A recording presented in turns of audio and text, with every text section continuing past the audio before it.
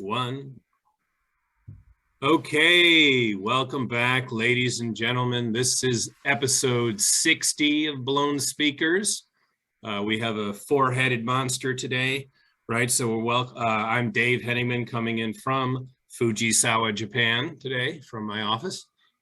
We have Walt Wyman coming in from directly upstairs, right? And who you may remember from the Witch Taint episode a few weeks ago. And Greg Genco, one of the founders of Blown Speakers, coming in from Buffalo, New York. And we're welcoming our very special guest, legendary comedian and musician Dave Hill, coming in from New York City. Is that right? Yes. Yes, thank you. Yeah, thanks for joining us. Thank you. Thanks for having me. And yeah, I think we have a very fun topic today to discuss. Let's see, we are going to talk about the 1985 album by the Canadian recording artist band Thor, the album Only the Strong. And I guess I'll ask Dave, what is your relationship with this album and this artist? I have a deep relationship. Well, with both. I mean, I don't know what he would say, but because many people have played with Thor, but I was in for one magical night. I was Thor's guitar player in 2015, and the band was me, Thor, of course, on vocals, me on guitar, and Scott Shelby, who is from a band called War Beast, and he's normally a guitar player, but he played bass and let me borrow one of his sweet guitars. And then on drums was Jimmy Bauer, who plays drums in Down, and he plays guitar in I Hate God and Superjoint Ritual. Amazing musicians. And Blue Gonzalez. What am I saying? This is my, once it gets past 8 o'clock, I start to jumble names. Blue Gonzalez also played drums that night. They traded off. I think they played like 4 or 5 songs each. And we played, I was just looking at the Only the Strong playlist. We played at least 4 songs from this record, I think, that night. Lots of hits. And it's very like I think this record is Thor's, because he starts his first record is kind of like a glammy, more of a David Bowie type thing. It's a great record, Keep the Dogs Away. Mm-hmm. And Thor asked me to come back and because after we did that show, I was like, let's go. Let's tour the world, the 5 of us. And he ended up, when was it? I think like a year later, he was doing a show in New York City where he's playing Keep the Dogs Away in its entirety, and asked me to play guitar for that, but I couldn't do it. So it was a bummer. I had other things I had to do. But it was super fun. So he's very muscular, Thor. And he was like super muscular, as you can see in the artist's rendering on the cover, Only the Strong. But by the time, this, what I was 7 years ago, he was already in his 60s, and it's hard to maintain that kind of muscle. So he's still a big, but he's, it's gravity's kicking in. He doesn't look quite the same. And he's just like a very sweet Canadian guy off stage. And I was just telling this story. That's why I think I thought I told it to you guys. But so we practiced, and then during the day we got together and practiced, and then at this festival, there's like two venues. There's a big theater and then there's like a rock club, and we're gonna play at the rock club. I forget it was called it's in San Antonio is where it was. I remember because I saw the Alamo on this trip, and so I was leaving the hotel, and Thor is walking out with like a hockey bag or something full of like Viking helmets and like I have a where oh this is key. I should have dug this out. I actually have right here a, a commemorative I am Thor hammer. Yeah. It's foam. It's usually up. You can see we're in my there's all my guitars and stuff. Oh, and sweet. wow. crap all piled up over there. So there's all sorts of things over there. But among them was that. And so I'm walking over and Thor's like, oh, like, could I walk over with you? Like, so polite. And like, I'm like, of course, you're Thor. I'm playing guitar with you. Like, what? Why would you don't need to ask. Like, that's absurd. So we walk over and we're having a nice chat, and we get over to the venue, and like, there's all day long, all weekend long festival, and bands are turning over, and we walk in there, and like no one recognizes him, and like it's hectic, and like all the people that from the band before had left, so it's just kind of the staff and there.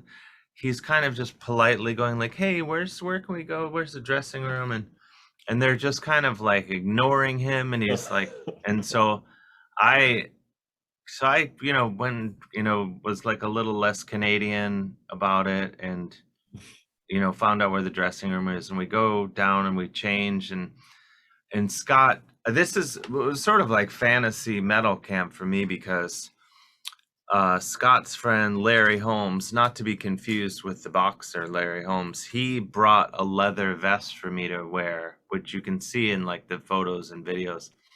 I still have it. So I wore that, and they brought like gauntlets and stuff. They brought everything for me to wear. I think I wore my own pants, and that's about it. And then Scott Shelby is a very muscular guy, and he has the good sense to have someone rub like baby oil all over him when he plays live, so people can see the guns and the pecs and all that. So they had a buddy of theirs applying oil, and then so I was like, well, I want to be oiled up, so they oiled me up.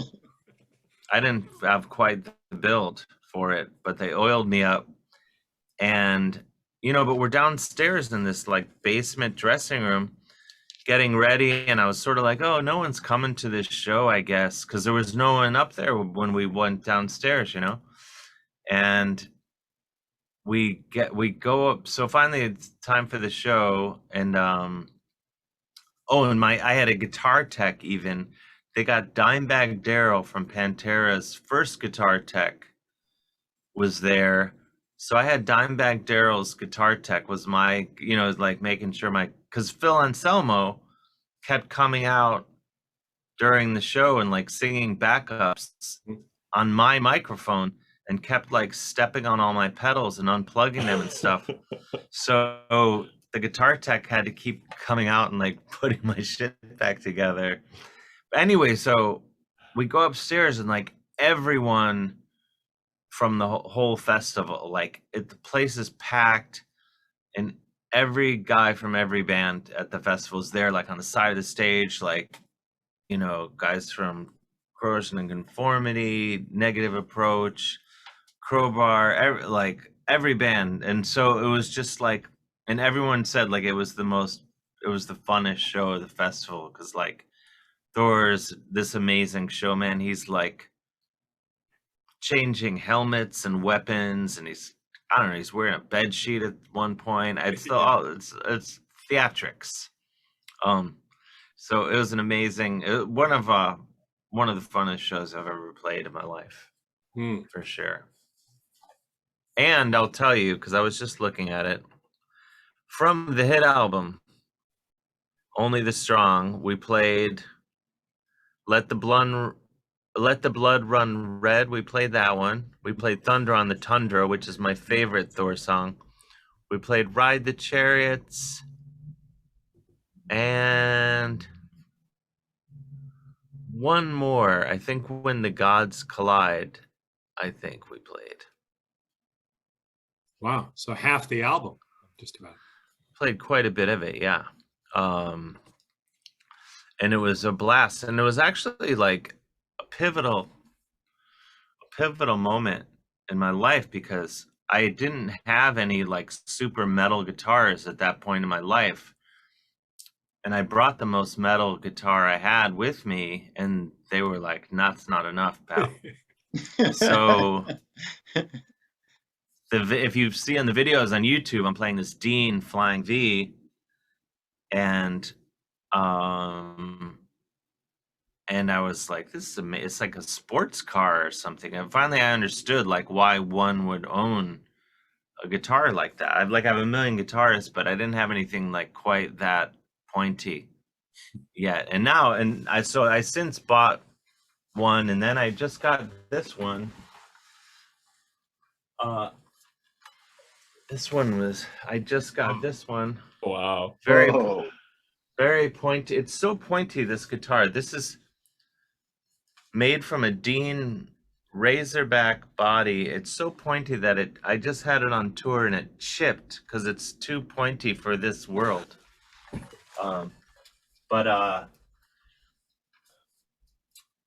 Yeah, and I had it covered with toile fabric, and I have a matching jumpsuit that I wear with it. So it's one of a kind, I'll say that. But anyway, so to answer your question, yes, my Thor connection.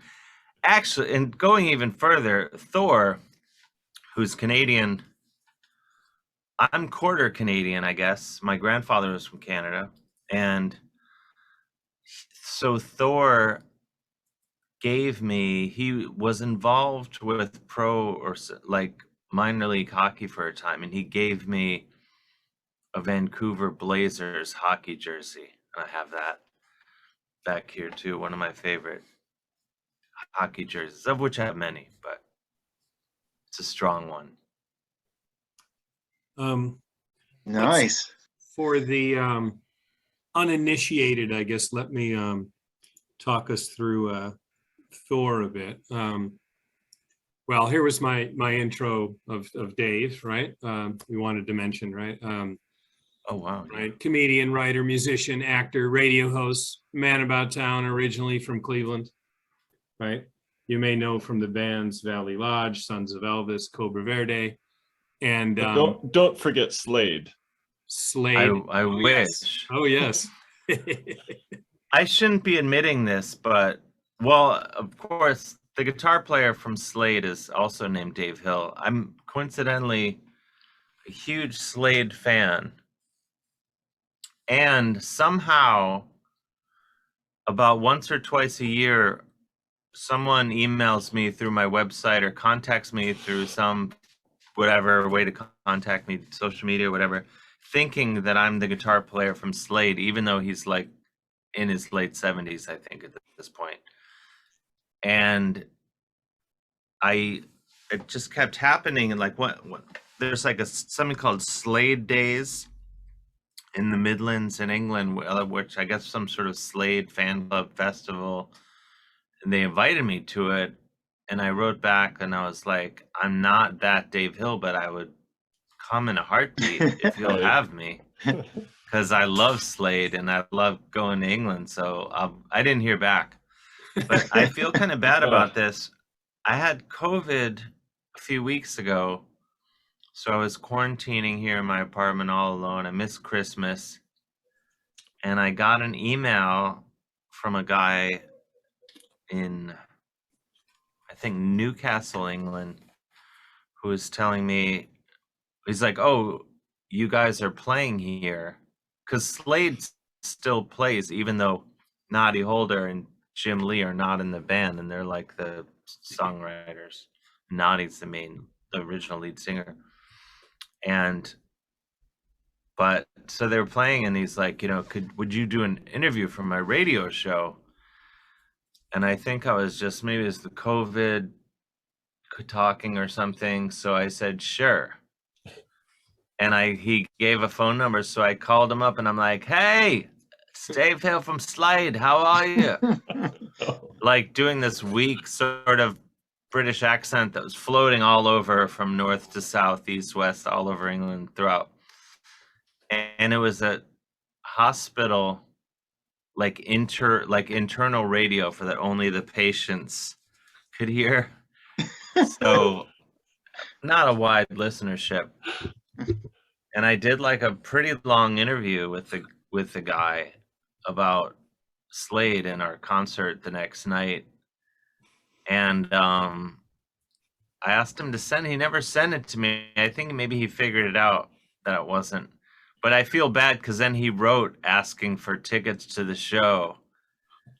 And I was like, damn it. I felt bad about it. But if he's out there, I apologize. And it helped get me through my COVID quarantine.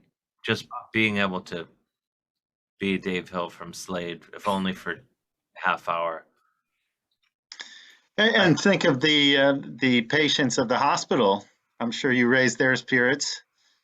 I did. I was telling them, I was like, get out of bed and come to the Slade show. Don't listen to those horrible. doctors. Oh, I'm horrible. I couldn't resist. You didn't say anything too scandalous to like ruin his. I did hint that the original lineup would be getting together at the show as a surprise. So I don't know. It wasn't good.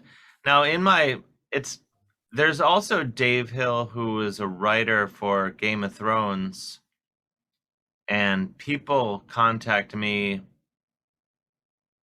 more frequently thinking that I'm him. And I always pretend that I am him. No. And I would give like spoilers. I've never seen the show.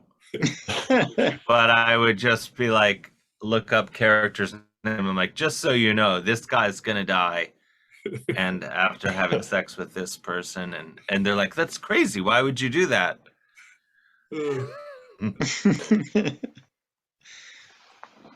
I'm a horrible person. It's funny. It's kind of an R-rated show, I Mischievous. guess. Yes, mischievous. We Yeah. a couple of weeks ago, Walt and I did a witch taint episode, right? So that's Oh, thank you. yeah. Yeah, Greg sent that to me. Thank you. I'm honored. Yeah, that was Walt's idea, The right? classic Walt. album. Yeah. Have Yeah. what are your Yeah. well, Walt, why don't you ask a question? Wow. Yeah. I thought we were, yeah, sorry, I didn't have any questions prepared for Mr. Hill.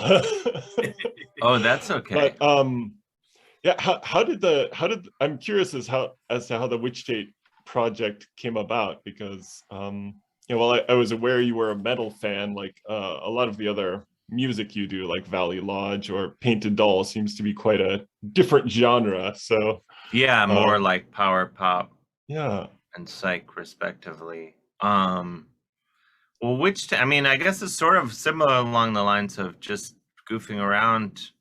Do you know the origin story for Witch Taint? You You don't have to know it, but yeah. but it started in early 2000s. Oh, okay. Goes back a ways. Yeah. Yeah, it's very old. I was getting into Norwegian black metal, and I read the book Lords of Chaos, which has since become a movie, starring Rory Culkin, who's a buddy of mine. And it's a great movie, but the book, it just sort of, there's so much funny stuff. To me, there's nothing funnier than people taking themselves too seriously. And I think Norwegian black metal is a great example of that, like in the early days of it anyway.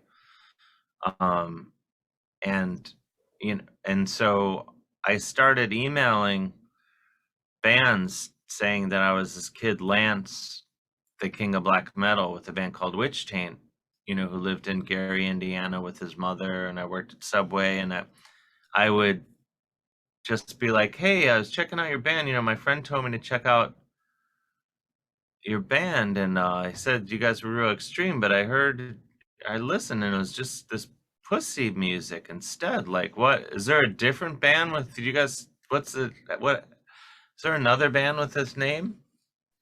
And like just talking like a teenage idiot would. I do not speak that way, of course, but so and people would write back, and then one day I wrote to a record label and started like trying to get a record contract for my band Witch Taint, even though we didn't have any music. It was just, didn't, and so I just kept going, and the guy was like, let me hear some music. So my buddy John Kimbrough and I recorded one song that's 3 minutes and 33 seconds long, and it feels like it's 10 minutes long. It's the longest 3.5 minutes of your life. And we sent it to the guy, and so it went on and on for like 6 months. And with this particular label, this label was like 2004, 2005 that I was doing that. And when I was doing it, it was, black metal was not like, now I feel like it's like been for a while now, and the people are aware of it in pop culture, and like, even like Virgin Atlantic, their safety videos has like a guy in corpse paint. It's like everywhere now. But back in 2004, 2005, it wasn't really like that. So I was just doing it for my own enjoyment, just emailing this guy. And when it ran its course, a friend of a friend, I was sending it to two friends. I was sending it to John Kimbrough and then my friend David in LA. And then they started like sending it on to other people. And then eventually a friend of a friend built a website with all the emails on it. And like, I wouldn't have wanted people to see that, because I was really just doing it for my own entertainment. But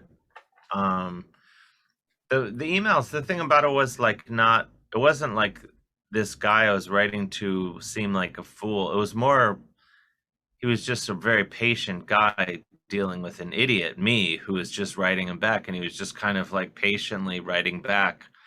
So if it were something that was like to make him look stupid, I wouldn't have I don't want to like have the joke be on someone else. I guess it could be argued it is, but basically I think he comes off very well, and I come off as just this idiot because I'm pretending to be this idiot. Anyway, blah, blah, blah. So the website came out and it went crazy for a while. And like for years, I would sell Witch Taint t-shirts, just online. And Am I imagining this, or did you have a hot sauce at one point, like a Witch Taint I did. hot sauce? Yeah, I sold hot sauce. I would just like, there was a hot sauce, and I made a batch of that, and that was for sale. And then like 2017, so whatever that, since the website, like 12 years later, my friend Trish Nelson was like, because people were always like, oh, you should do something with the Getting a bit frozen up there. Oh, is everybody frozen? Or am I frozen? Ooh. I played my guy Lance, the king of black metal, and he played the real life guy from the record label and just read his responses. And we did that, and we did that a couple times at St. Vitus, and it went well. And then I got asked to do South by Southwest to do stand up there. And, I said, one night, can I do this other thing? Read these emails. And they said, yeah. And we got a little coverage in the Austin Chronicle.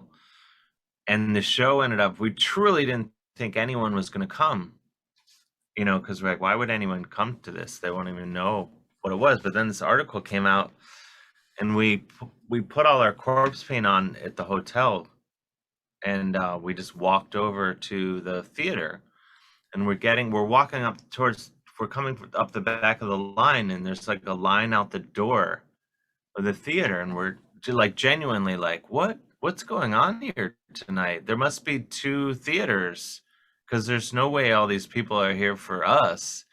And then it turned out like our show was sold out. Wow.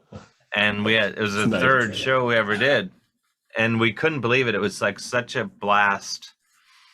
And so we did that, and then, you know, so we did a few more of these stage readings, and I would bring it to, you know, if I was asked to do a comedy festival, I'd ask like, hey, you know, can we do this while I'm there? And so we did a sketch fest in San Francisco, and ended up doing it in London a few nights, and then there's a festival in Oslo, Norway, and so they had us come and do it there. And that one was like full circle, because like by this time I'd become friendly with Fenris from Dark Throne, who's like one of the godfathers of black metal. And I wasn't even going to tell him.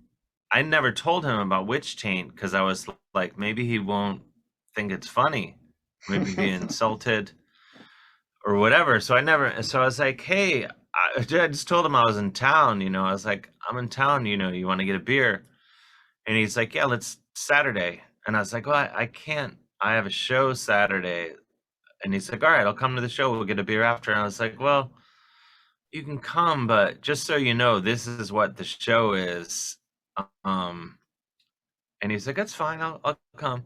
And he sat in the front row like and I was just like, oh man, if he doesn't think this is funny, this is going to be really painful. And some other, you know, some other guys from other bands came out, and it went really well. And so, you know, afterwards he was kind of like, you know, you seemed like kind of protective of me, like not wanting me to see this. And, you know, I really liked it. Like, why? And I was like, well, it's like your life's work that we're making fun of your life's work for like an hour.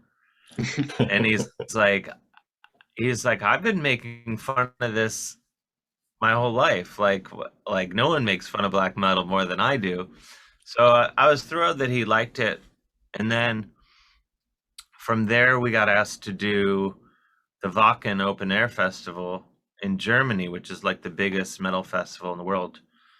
And so a problem that we were having in doing these like stage readings was like, because I'm known as a musician as well, people were like, and they would see photos of me with the guitar, because we started adding like little musical interludes to the show. People would be like, oh, like, that's your new band. I'm like, no, it's not a band, it's a comedy show. Like, we would even do flyers that would say, Witch Taint, this is a comedy show about a band, it's not a music show by a band. I forget, but basically it's like just trying to spell it out what it was. And we just, no matter what we did, we couldn't get it in people's heads what we were doing, even though the shows were going well. And so we were in Germany at the Wacken Festival, and like people were so confused what we were doing. You know, it's like, why are these guys standing on stage in corpse paint reading off laptops? And then we would play like these songs we had written, like 3 or 4 songs in the show, and the place would go crazy. So we did the show for 4 days, and after like the second day, we were like, fuck it, let's just be a band and make an album and just do that. So that's what we did, and we made that record. And yeah, it came. So the record, you know, it's kind of more like a melodic party metal record. It's not really, there's elements, I think, of black metal, like little sprinklings throughout, but it's really like, it's meant to, like, the idea behind it was just to have fun. Like, it would be like a fun record if you were just gonna drink too much beer and be an idiot. It would be a fun record to listen to while you're doing that. So we did that, and then it came out in April of 2020, which is not a great time to release an album.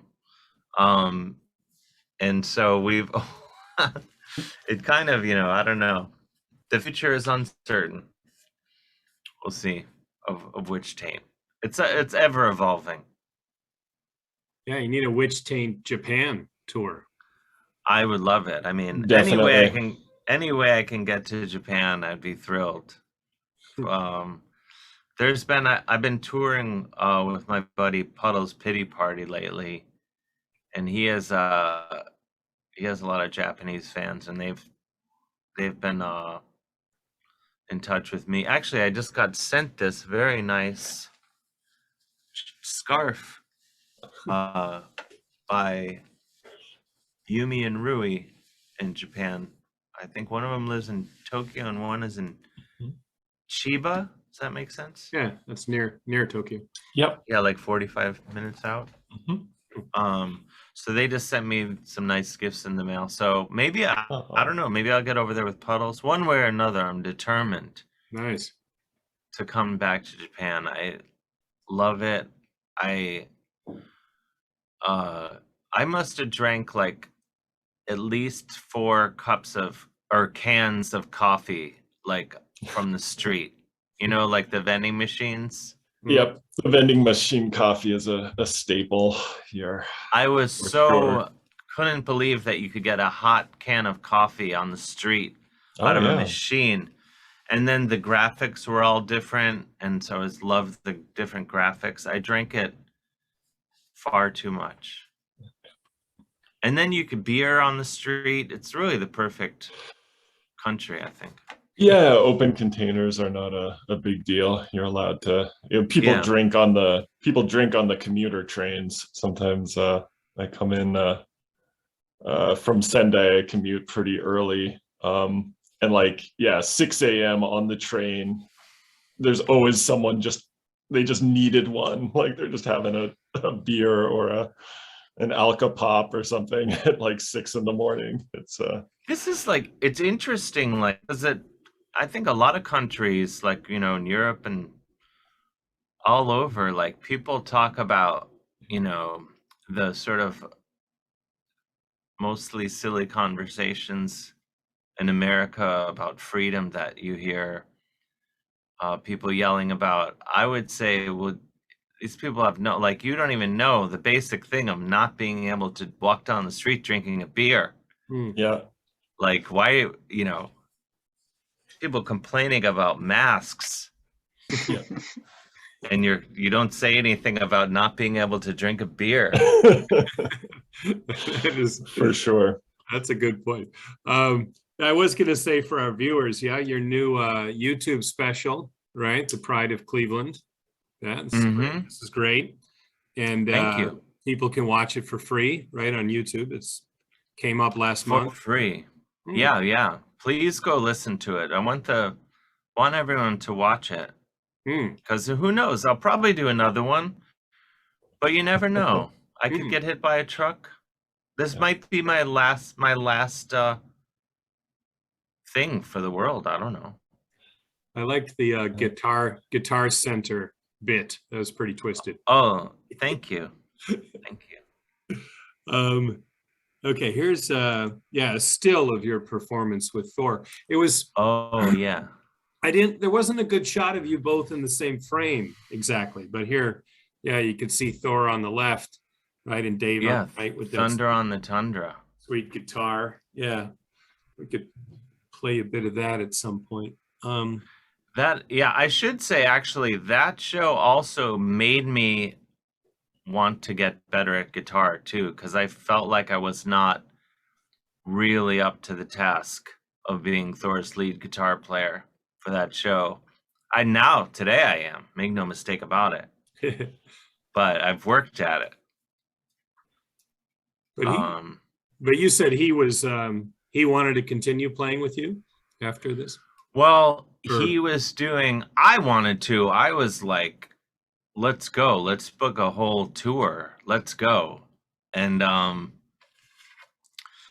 that didn't happen, but there was a show he was doing in New York, and I my second book was coming out like right at the same time, and I just couldn't. I was doing a book tour, so I couldn't do it. It's pretty sad. You know, those are two, I guess that's my life in a nutshell. On the one hand, book tour. On the other, lead guitar player for Thor. It's like two roads, and I had to make a choice. But it's really just bad timing. I don't know if you guys noticed, but usually on most most of the cover art for the album, it has the title written, right under Thor. It says Only the Strong. But somehow this one I found, and it was the highest res one I could find, but it doesn't have the title written on it. That's strange. Yeah. I like that the hammer has like a devil face on it.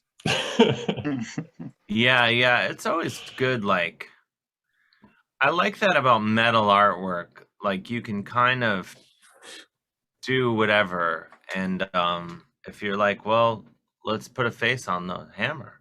There's kind of no such thing as excess in in metal art. It's just, if there's a surface free, just put a Baphomet on it or something. Yeah, you can do whatever. Great. There's lava. He's standing on like scorched earth. Something. He's standing on lava, getting hit by thunder. Yeah, and this would have been, that's not Photoshop. This is 1985. That's airbrush. That's some quality work. Yeah, no question about it. But I think that album is his first real. It's his really most metal album, I think. I was trying to grade papers while listening to it, and I think I have to go back and regrade them all because I think it made me too aggro. I think I was too harsh on the students. Thunder on the Tundra will do it. Yeah.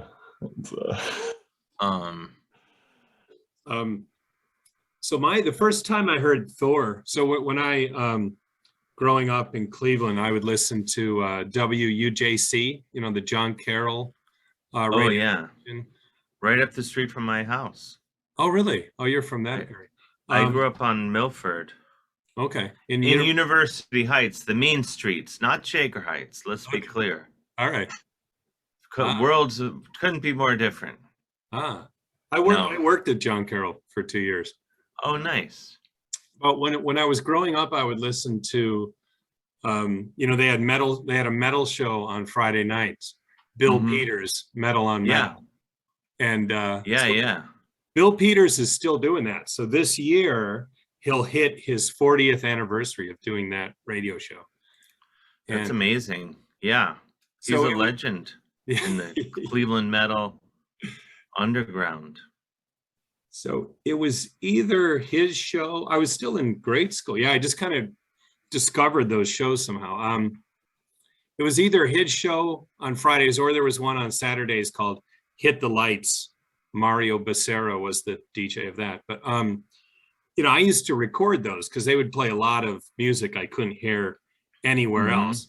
And I remember one of the episodes I recorded had Thor doing Let the Blood Run Red. So like that song was, part of my metal memories. So that's a strong one. What was your recording setup like for that, Dave? Just hit probably play it through the radio, hit record on a boombox, right? Oh yeah, I love that. Oh, yeah. I used to do that all the time. And kids these days are missing out. They do not know the joys. Things. But I didn't know, Thor crossed my mind like fairly recently. I think like last year or something, because I think it was during COVID times. And I'm like, I wonder, what he did after that. And then that's when I, stumbled onto the documentary and that he's been putting out albums all these years. He took about 10 years off, right? But then he had a comeback, and since then he's been putting out albums. I listened to an interview with him, and he just seems like a great guy, right? Yeah, super nice guy. I mean, I'm a huge fan, and such a nice guy as well. Very just a world away from, you see the guy portrayed there on the cover of Only the Strong, and you think he seems like maybe could be unpleasant, but no, very pleasant. He's an absolute delight. I don't really know like what he gets up to in the rest of his, like when he's not Thoring about. The But band, he had a killer band at this time, right? oh yeah. So, And there's a movie. I mean, there's a movie. He acted in a movie too. I think maybe a couple. yeah. But yeah, look at that band. Yeah. So this was his wife, right? And Pantera, she went by the name Pantera for a while. I think she's listed here as Pantera, right? Yeah, Interesting. Rusty Hamilton. But yeah, I think he had this band together for 2 albums in the mid 80s. Yeah, as you said, that previous album, right, from 77, what's the title? The Dogs. Keep the dogs away, I think. The Dogs Away. Yeah, it has a very, like, his singing style is completely different on that. It sounds like. Yeah, this is like he went full metal for this record. Or but and I think he's just never really, he's more metal these days. Yeah, he didn't look back. But his so there's a great website, right? thorscentral.net. I pulled some images from. So this was his early stage show, right? When he would he was more like beefcake. That is some peak 80s facial hair. Yeah. That's amazing. And this is what he had going on the Merv Griffith. Yeah, so I think about 1976 or mid 70s. And that band, I mean, was he playing with the band from the show? I mean, it kind of sounded like a Neil Diamond song. I mean, well, like the band, but yeah, his performance is pretty amazing. Everybody Wants a Piece of the Action by Sweet, right? So I was curious because I didn't know that was a cover. Yeah, so this the Sweet song. I love Sweet also.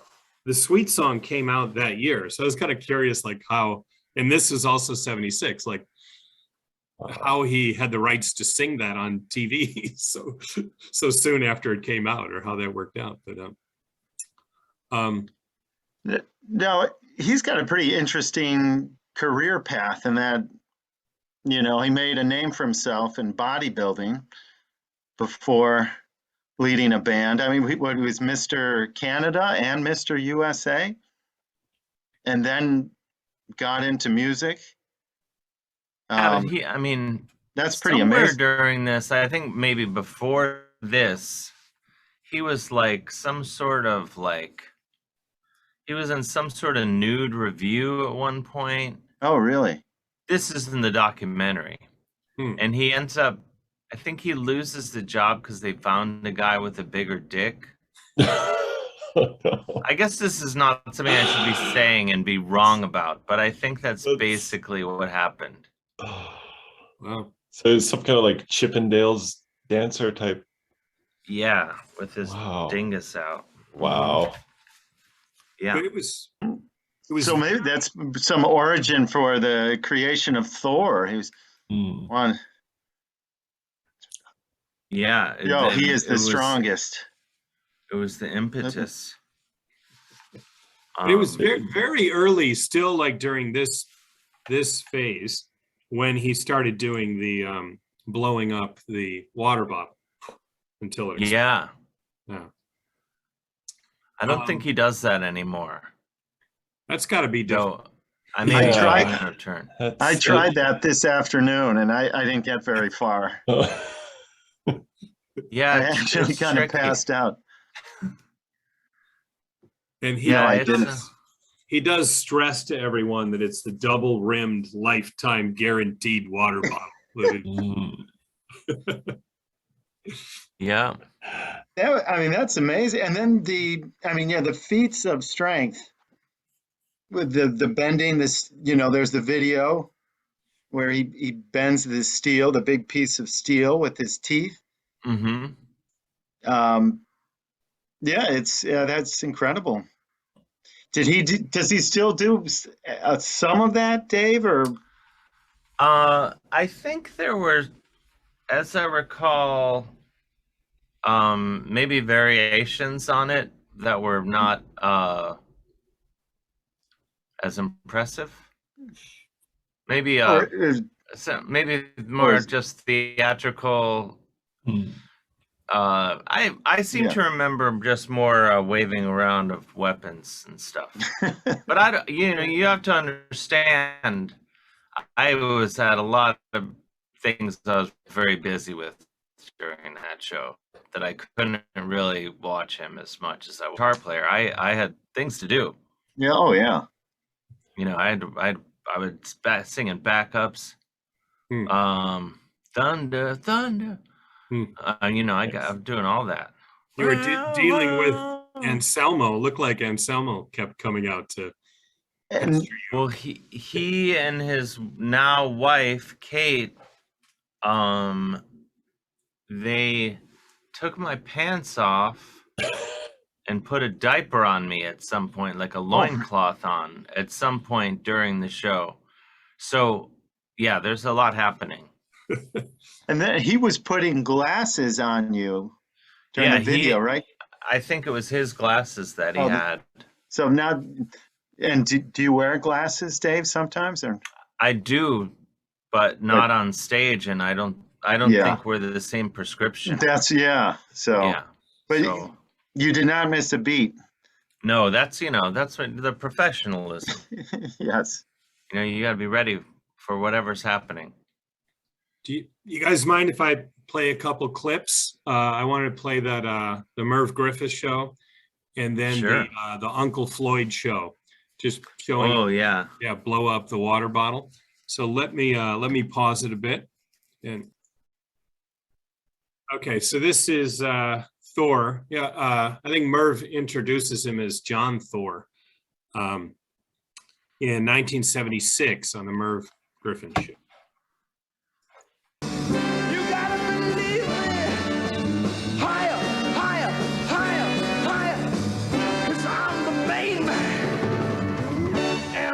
Why everybody wants a piece of the action. Everybody wants a main attraction.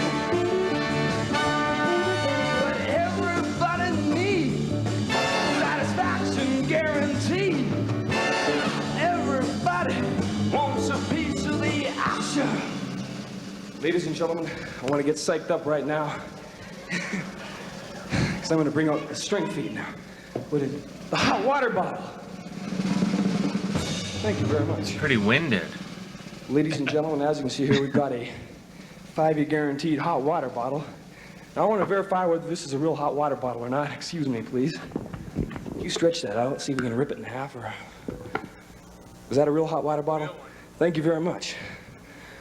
What I would like to do now is attempt to blow up this hot water bottle like it was a balloon till it explodes. Please have my protective glasses so don't blow my eyeballs out. Thank you. I know what you're thinking. It's a crazy way to make a living, isn't it? But I bet you Donny Osmond can't do it.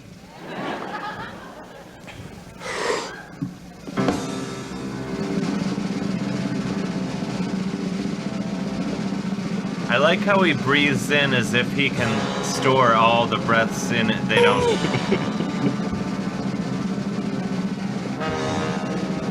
Just consummate showmanship.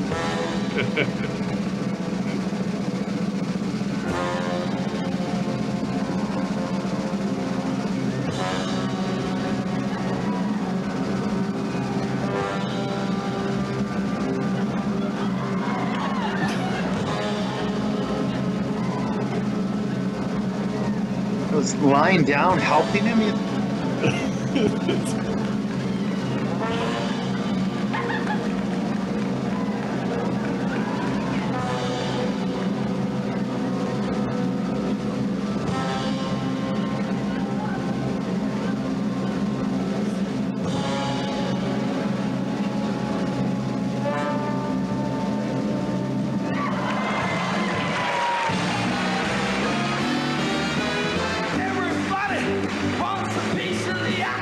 Right back to That is impressive that he can go from just seamlessly into singing again. Everybody needs satisfaction guaranteed. Everybody wants a piece of the action, action, action, action, action.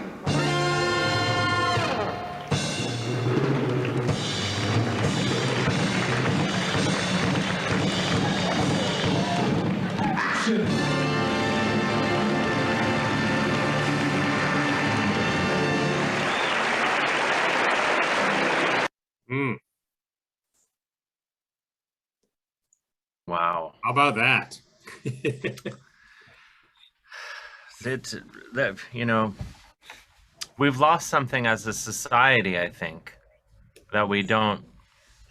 I mean, that was on network television. They really let him go on for a while. Yeah, yeah. It's not, you know, we don't get that anymore. Yeah, that kind of style of variety show just doesn't seem to exist. It's sad. He says that he's on occasion knocked himself unconscious when the water bottle explodes. So Jeez, mm. that's nuts. That's pretty metal. I mean, he wasn't metal at the time, but that's pretty metal. That, but no, Yeah. it doesn't make a sound when it explodes. It happens like so suddenly, but then it doesn't seem to make a sound, or like there's no reaction. You know, I have suspicions about the whole thing. Fake news. That's all I'll say. Yeah. The guy was definitely Planet who tested the hot water bottle. Was that? Yeah. I mean, Dave, you can tell us. So was that his? That's brother? It's his brother Randy. Yeah, he's in every city.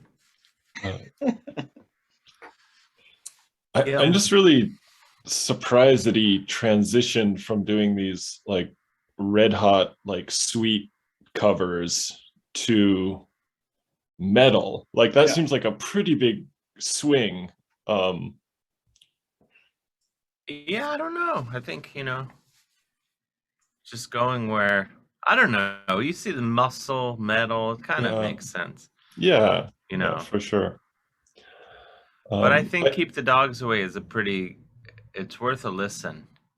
Yeah, I heard some the other day, and and well, you mentioned Sweet, right, Dave? That was a sweet cover, that song you just played. Yeah. No, but I mean, it's much more, and Dave Hill too, glam metal, and like maybe the band Sweet. Yeah, Sweet, but they were more like 70s glam, you know, sort of different from like hair metal. Yeah, but then, and what's the album with the dogs? Keep the dogs away. I mean, that's kind of when you say like kind of glam metal, or no, that's more like David Bowie almost, that record. oh, okay, yeah. I heard, I liked, and yeah, I mean, certainly a different sound than, Only the Strong. Yeah, you know, always evolving Thor. Well, for good measure, I want to show the clip of him doing the water bottle again on the Uncle Floyd show, which is like some show out of New Jersey. But he's at this time he's in full Thor regalia. And then I think we should play a song just because yeah, we do want to talk about his music a bit, but wait, let me fire this one up. Just a moment. Okay, this is the Uncle Floyd Show. Thank you. Hey! Trick or treat, Floyd. Hey! I don't believe it. Yeah, came all the way down from Canada. Good to see you again. Hey, my friend Conan. My friend, the one and only Thor. Yeah, your show's not up in Canada, though, so I came down here to see it. Oh, well, we're so happy you came by. You came by trick-or-treating. I thought you'd have something for me. Oh, I do. This is what I have for you. Hey, what is this? I thought you had a chocolate bar or something. Hot water bottle? What do you want me to do with a hot water bottle? Well, Are you trying to make fun of... I'll tell you about it here. Are you trying to make fun of Canadians because it's so cold up there or something? No, I thought you'd like a hot water bottle. Well, I'll tell you what I'm going to do with this hot water bottle. First, I'm going to screw this cork out. And you can put that where you know where. Here, Ed.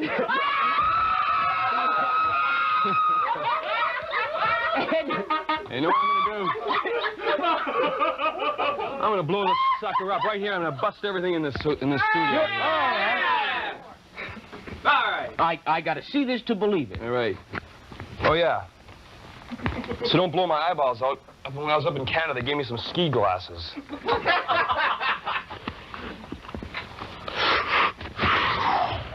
His hair is amazing. Best hair in the business.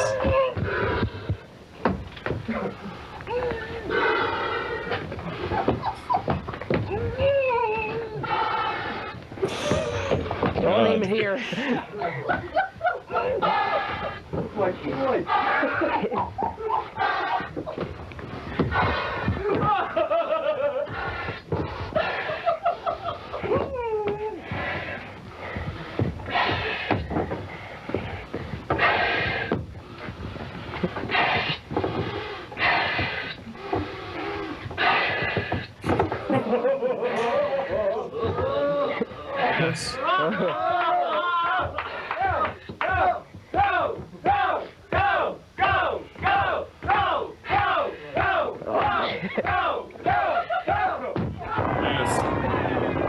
Whoa.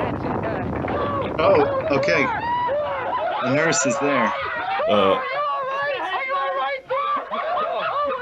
Hey, you got beautiful nurses on this show. Thor, you're my favorite. Oh, gee.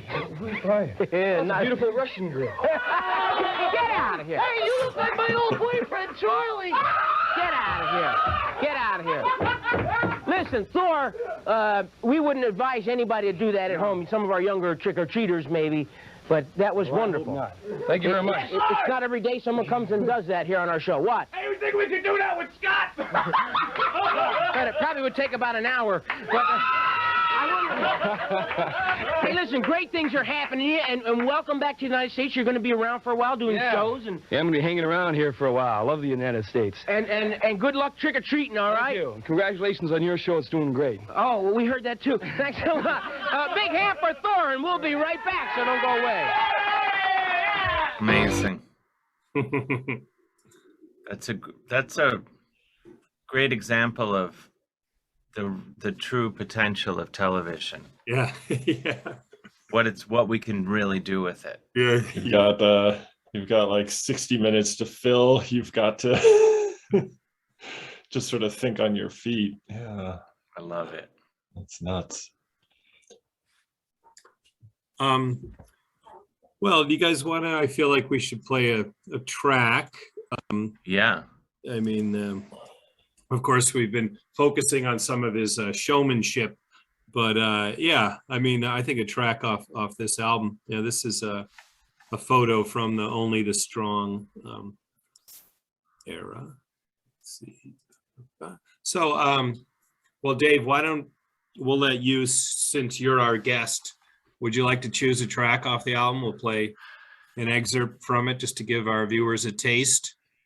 I mean, I Thunder on the Tundra is the one, but Let the Blood Run Red always a good one. Whichever one you prefer. let's go with Thunder now, and then maybe to lead us out, we'll do Let the Blood Run Red. Yeah. Okay. All right, just a moment.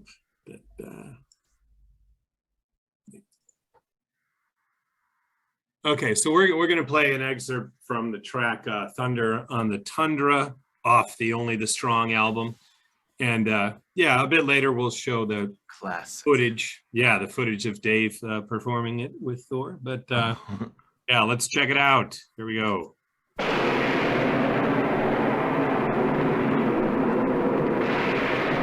It's great. It starts with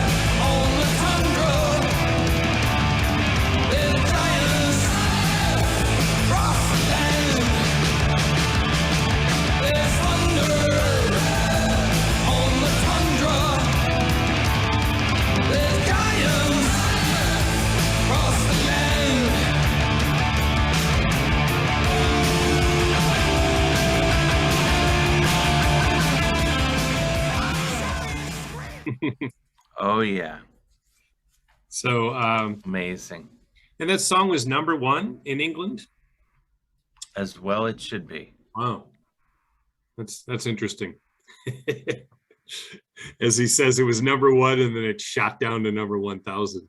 But I think it must have been because of the TV appearances, right? So like, you know, British fans are always talking about, you know, when whoever was on Top of the Pops, or, you know, like they were like TV spots seem to really dictate the charts, right? Mhm. I think they got Thor over there and they did this dynamic performance on TV. And I think the following week it was the #1 song, if I understand correctly. Though, you know, I think on its own merit, it deserved to be #1. It should have been #1 everywhere. Absolutely. Why do you love that song so much, Dave? It's just an anthem. I mean, it's just it just delivers. It sounds like Thunder on the Tundra. It sounds like what it's about. It makes you want to, like, it just does its job, you know? It's like a bag of Doritos or something, you know? You're just like, yeah, this is what I came for. You get, you know, your friend picks you up. It's Friday night. Got a 6-pack. Keep it down when the cops come by. Head up to Burger King.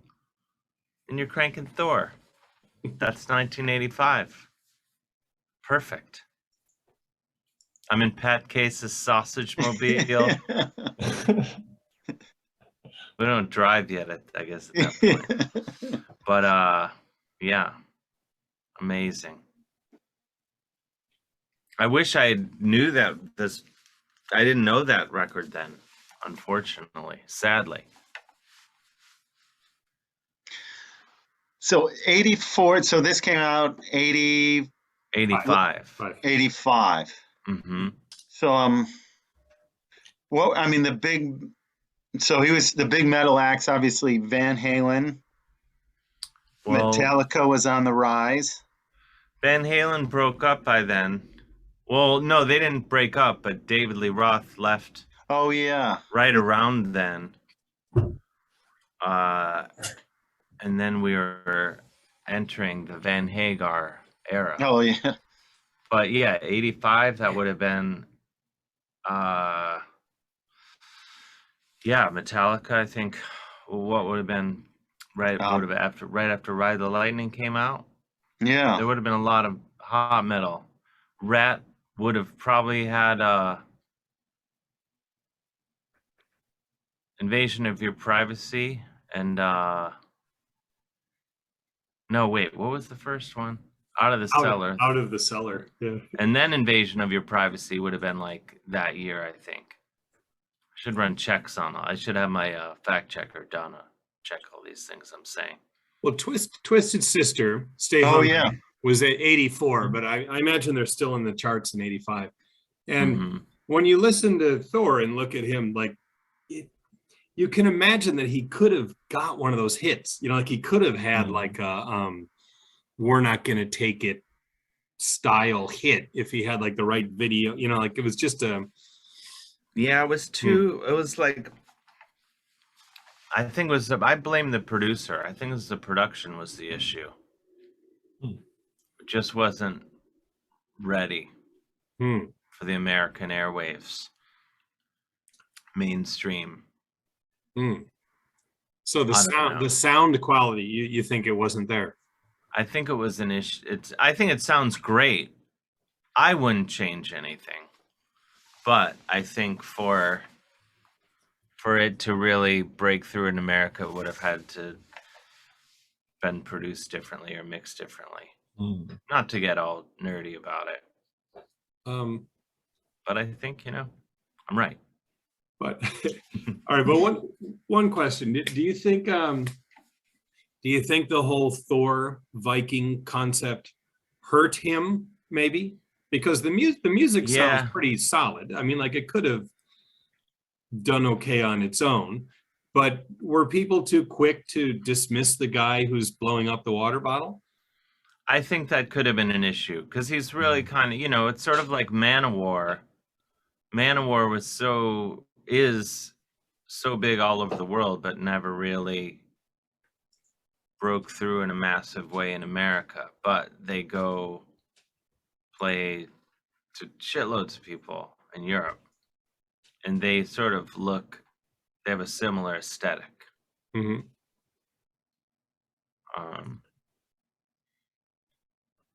So yeah, I think that was probably, that's probably the bigger issue now that we're discussing it. Yeah, they were just a little bit before that kind of like over the top, like people like Gwar, and whatnot. Yeah. They were maybe a little bit ahead of their time, sort of in between Kiss and Gwar, like. Yeah.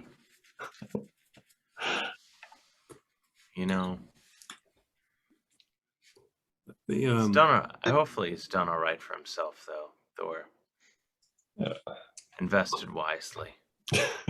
I mean, he seemed delighted that if you listen to, he seems to be willing to go on a lot of podcasts, and just the vibe you get from him is just he's this great guy.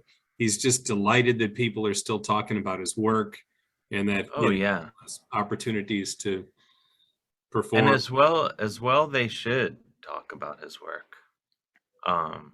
Yeah, he's amazing. Yeah, he's a total gentleman, it seems, as Dave has attested to. Oh yeah. The one thing, Thor, if you're listening, he did give me the hockey jersey, but I was supposed to get a Thor t-shirt, and I don't know what happened, but somehow it was like maybe I wasn't around. I can't remember what happened. I never got my Thor t-shirt, but then my friend Chris Reifert from Autopsy, and I play in Pain the Doll with him as well, he got a Thor t-shirt, and he really rubbed it in my face. Not literally, but he definitely made it known that he got a Thor t-shirt. And I don't know where I was that I did not get a Thor t-shirt. I got a jersey though, so that's pretty awesome. Well, if he's indeed listening, I would like a round of t-shirts for all of us.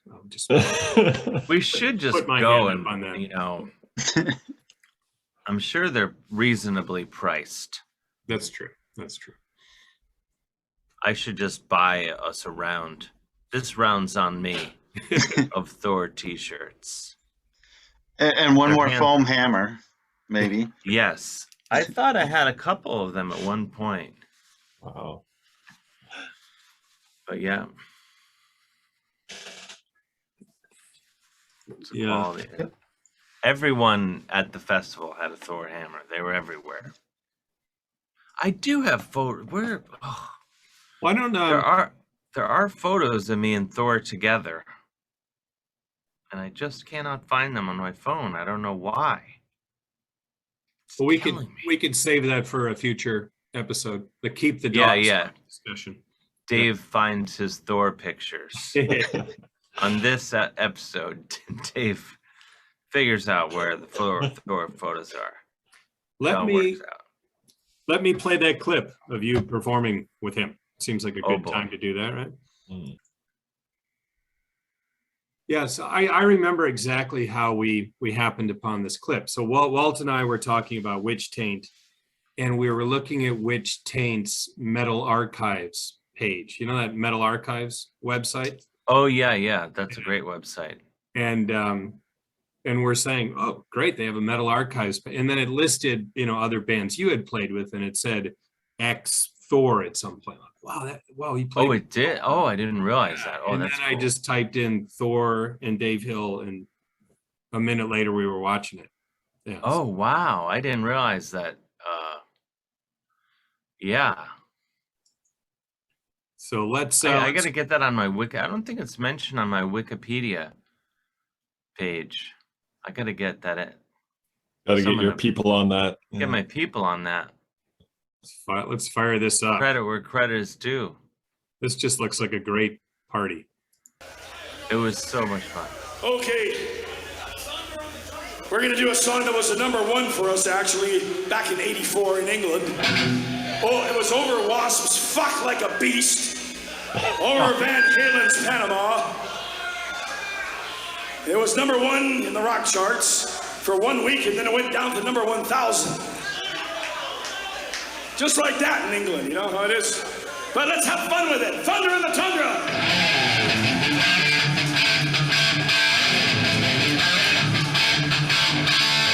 I might be wearing eyeliner too. Oh, those are great pants. Thank you.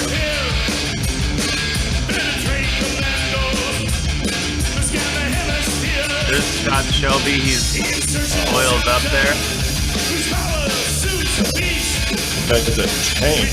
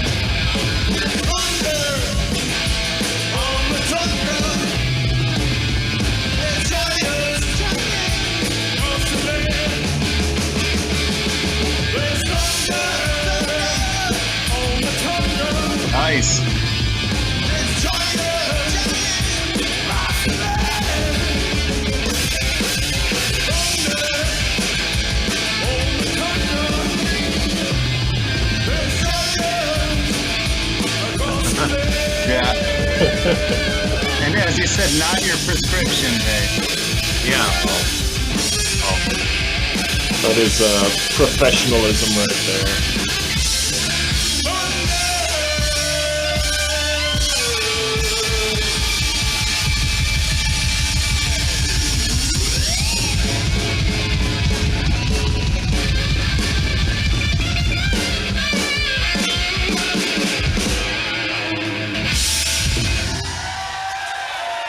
Thank you. Not a dry seat in the house. You. Oh Come on, I boy. can't hear you.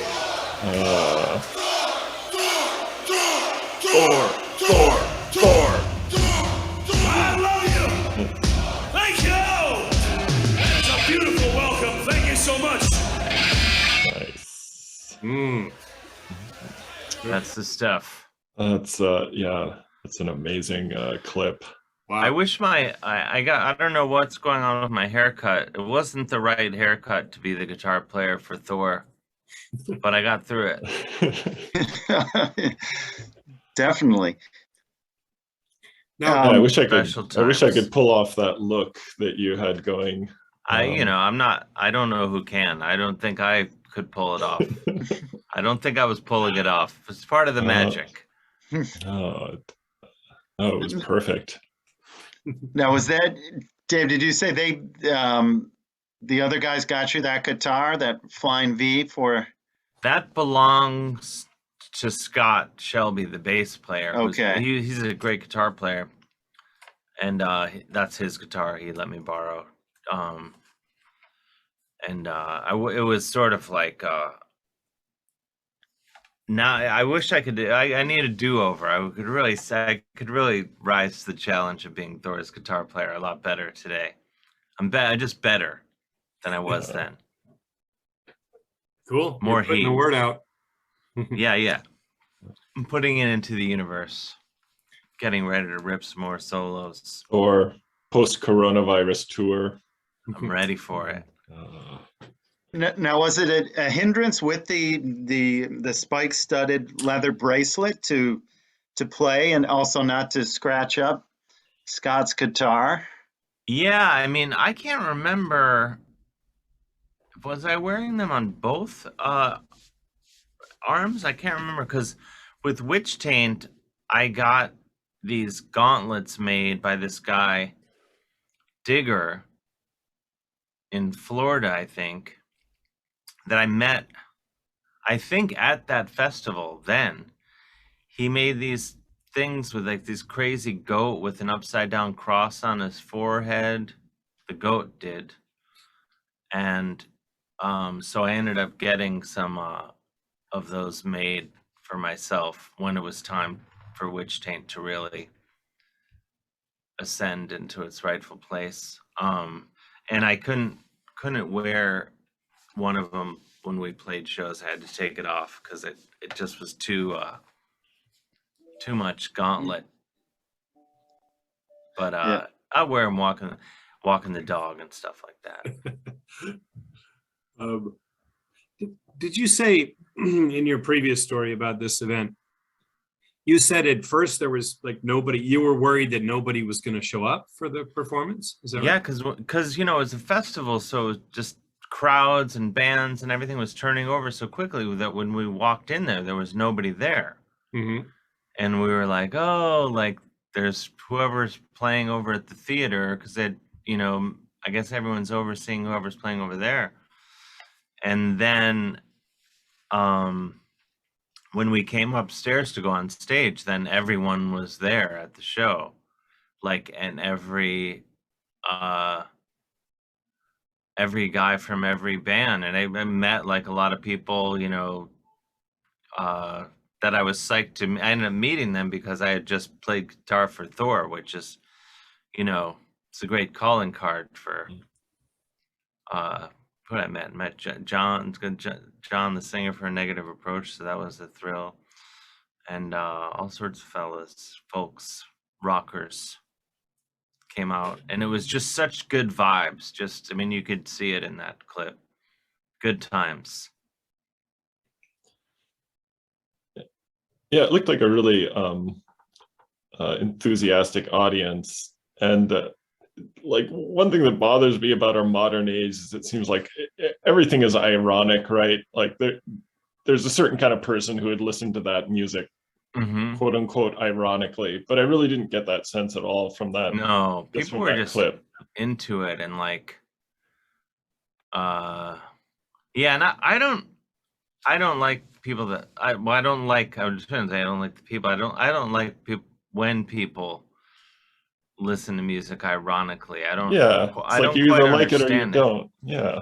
Yeah, 'cause I think of it like food. You know, it's like you wouldn't ironically eat a food. You would just be like, "This is good. I like it." You know, like I think I mentioned Doritos earlier, but I was use that as an example. Like, yeah, Doritos. It's not something you want to eat every day, but like once a year, I'll eat a bag of Doritos, snack size, and I'll be like, these are amazing. And I'll see you next year. I think music can be like that. You know, you don't have to. You know, it's okay to just be into just really enjoy whatever it is. Good, being awesome at what it is. You know, it's like no one's saying Thor is like the Beatles, really, but he's amazing at being Thor. Yeah. What's with the sheet? I'm not sure I get that. How he was. That was, I don't know. I think it was like a cape, and then I don't know. He had a lot of antics going on. He's a showman. I mean, there's the answer. He's a showman. That's all. It made me think of Halloween when Michael Myers, remember in Halloween? Oh yeah. He should have put the glasses on, and then it would have been full on. Yeah, I don't know. He was just. I mean, he had a bag of stuff, and we had just met that day, so I didn't know. I was in for the same surprise as the audience was. I didn't have any better idea what was going to happen. He's the only guy that knew what was in the hockey bag. Is exactly right. Amazing. Was that the opening track you guys played? Do you remember? I don't think so. I think that was probably later in the show. I could be wrong. I'm just guessing because I just don't think Phil Anselmo would have put his glasses on me on the first song. But maybe he did. I don't know. Maybe he did. I can't remember. I'll have to ask him. I did see at least one foam hammer. Oh yeah. Oh yeah, for sure. Yeah, no, yeah. Magic. So yeah, I don't. Go ahead. No, I don't think that was the first song because I think Jimmy Bauer was playing drums the first few songs, but I could be wrong. So this is his wife, right? Who was in she was in the band, right, to some degree, right? I mean, on I guess back vocals on Only the Strong, and I think this one too, Recruits, and then they got married. And so I haven't seen that documentary yet, but is this is his long-term wife who was in the documentary? Do you guys? I think so, but I don't know. It's a little fuzzy. Sure. She definitely was not there then at the show. This much I can tell you. Well, they've since broken up, but I think from what I gathered, they were together for a while. But. Yeah, you would think that. I think that just looking at the photo, it would probably be a hard relationship to maintain. They burn bright, and it's amazing. It's like the Mayfly or something, short-lived, but what a magical few days. This is we've talked about a bit, right? His discography from this time. Sure. Keep the Dogs Away. Yeah, it was even how Thor's written there. The logo there, it's rather kind of glam rock looking, right? Yeah, it's worth checking out that album. It's pretty cool. And then John Michael Thor, that's like his John Cougar Mellencamp moment when he does the whole name. I believe it goes back to Thor. But the movie Recruits is like a knockoff Police Academy movie. So he plays a cop. It's like those straight to video movies when Police Academy was successful. So of course there'll be like a wave of movies that all involve police academies. He was in that movie, Recruits.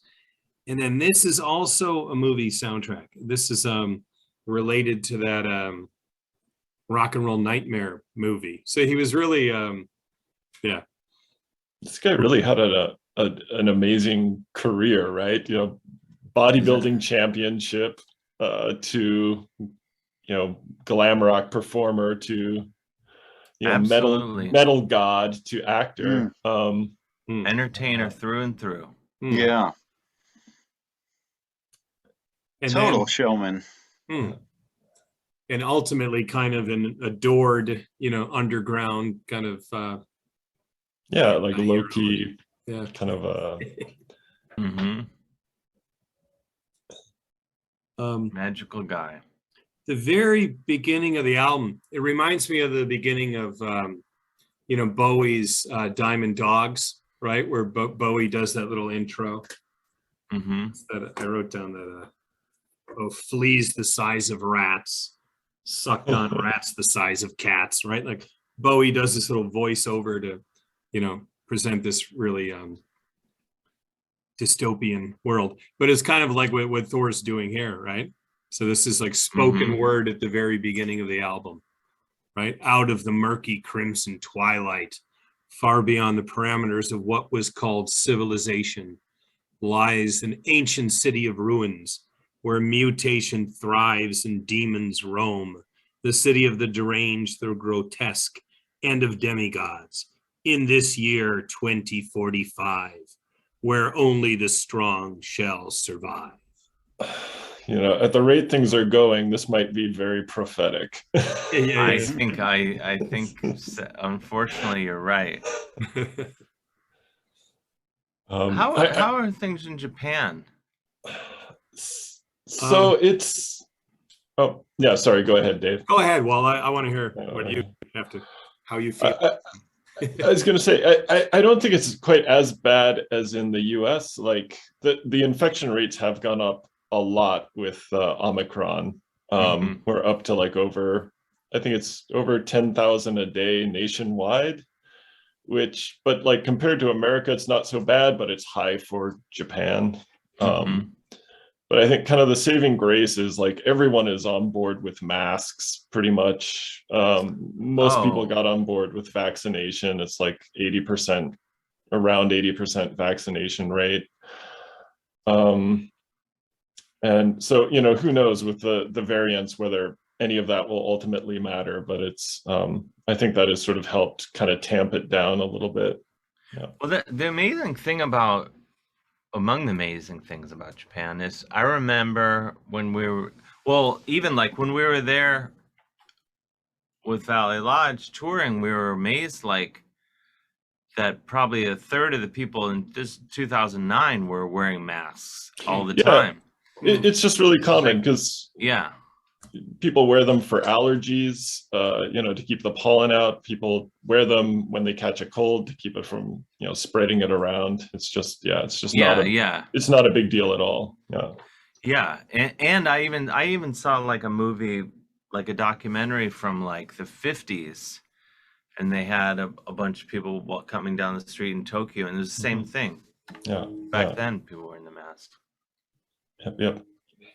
Anyway. It's kind of just it's really interesting how that's like in one country something that's totally normal and every day can be such a hot button issue in another place in a very stupid country called America. I don't know, man. I have not understood my fellow Americans for quite a while now. How long have you guys been in Japan? I've been here 23 years, I think. Well, since the end of 98. Oh my gosh, that's amazing. Yeah. So Walt, longer than me, right? Walt? Just by just a little bit. I moved here in 1996. Oh my God, I'm so Like jealous. yeah, as I like to tell my friends, like Japan is messed up in a lot of ways, but it's messed up in ways that I can kind of wrap my head around.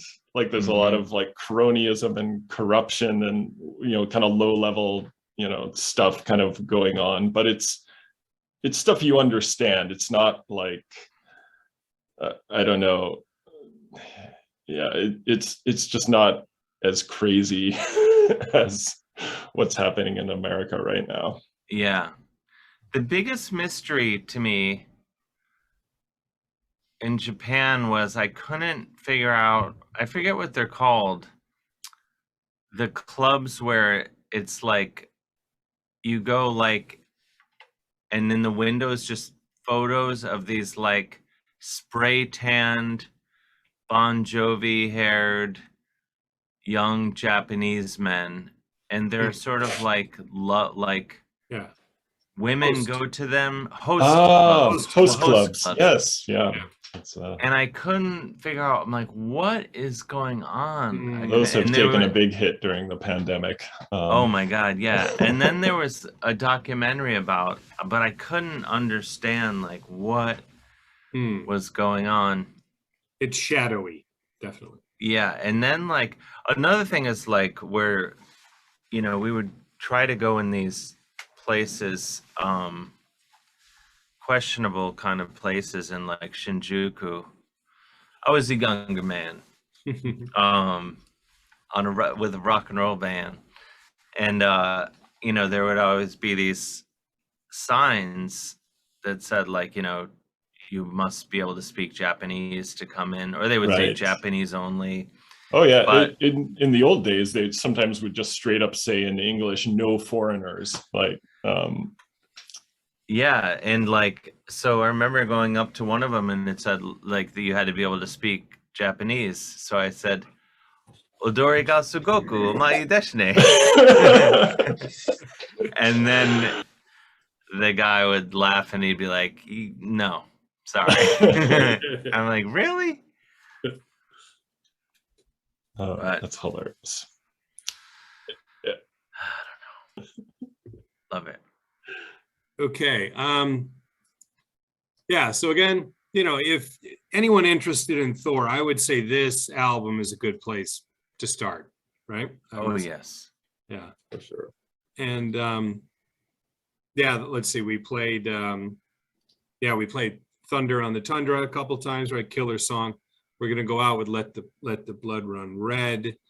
But yeah, I wanted to, stress the point how beloved Thor is like in the metal community, right? And here you could see pictures of him with Gene Simmons.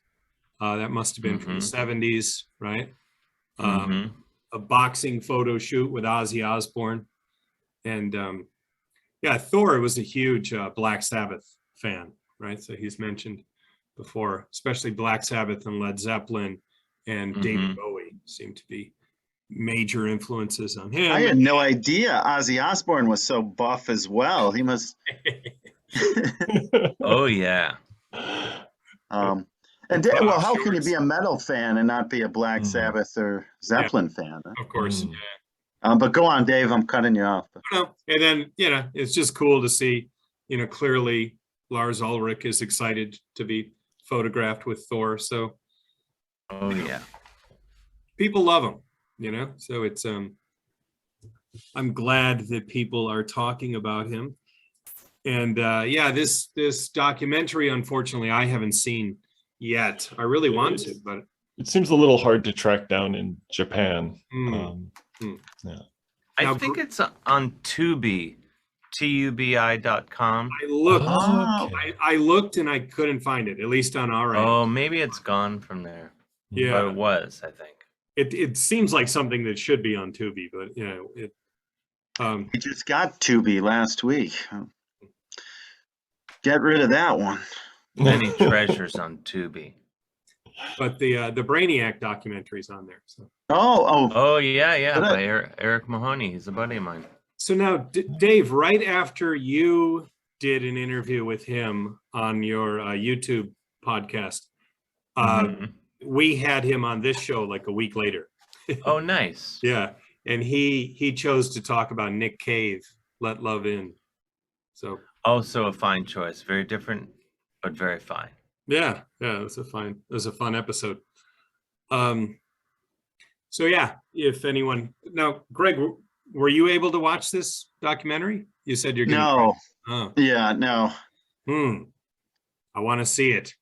No, I do too. Yeah, no, I ran out of time last night, and yeah, like Walt, I had some papers to grade, but no, I will track it down. I hope. It's ready for you when you are ready for it. I may not be ready. I'm not that strong, guys, as you probably know. But I'm gonna try. Well, Mr. Hill, any closing words or? Stay hydrated, everybody. It's very important.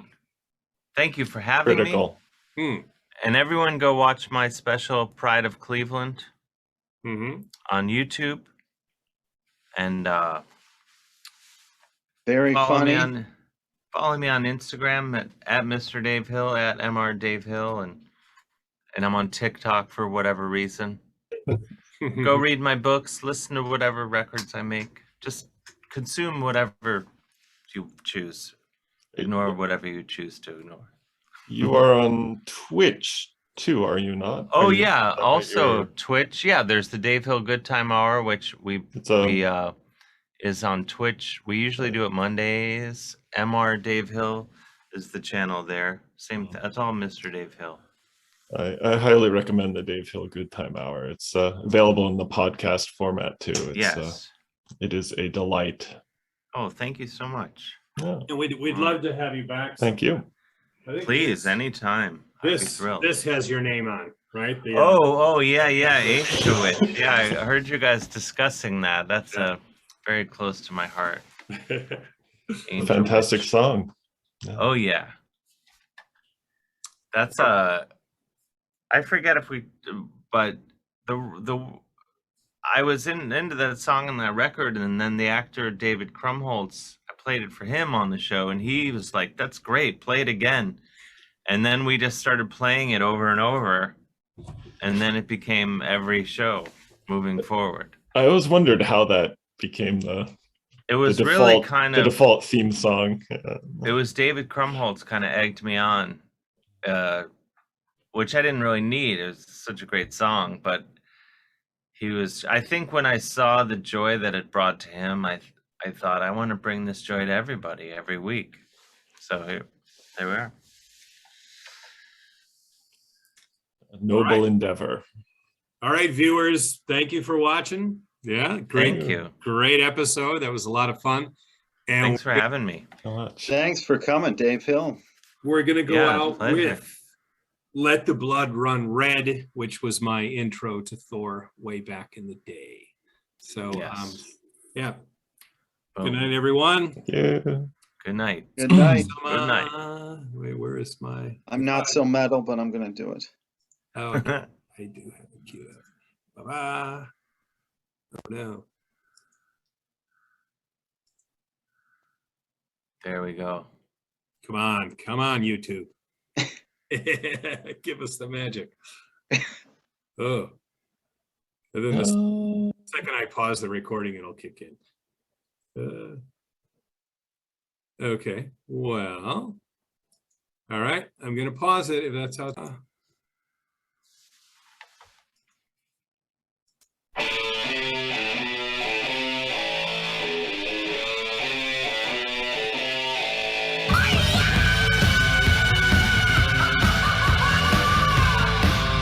There you go.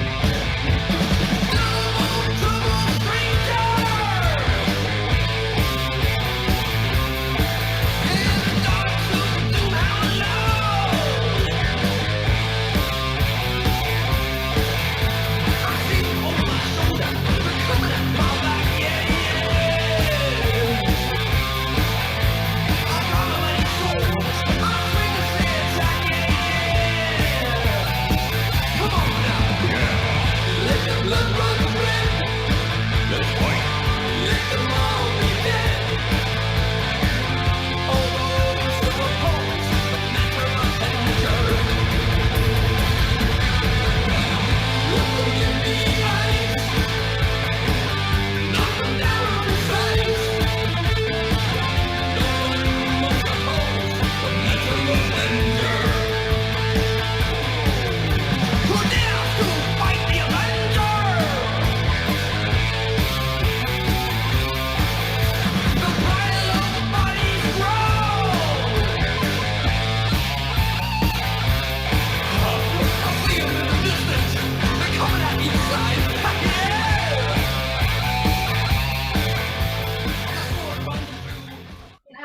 yeah.